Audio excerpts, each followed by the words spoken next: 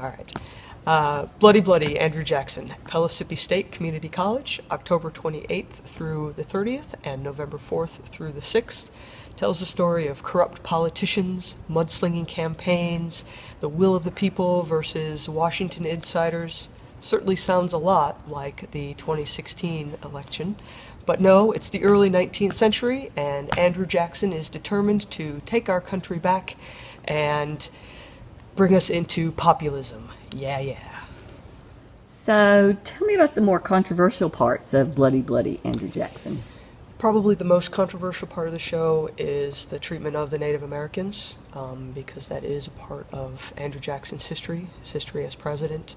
The playwrights are very particular in their description of the Native Americans, that this is not meant to portray stereotypes, to not trying to offend in a sense, but to tell the truth of the story. And Jackson wasn't very kind to them, and he certainly isn't treated kindly in the play in his relationship with the Native Americans, or as he calls them, the Indians. Did this change your perception of Jackson? Actually, it has, believe it or not.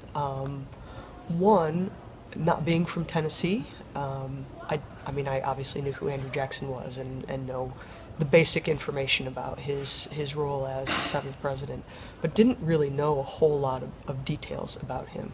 So I've learned more about him, and have learned that he's a complicated person.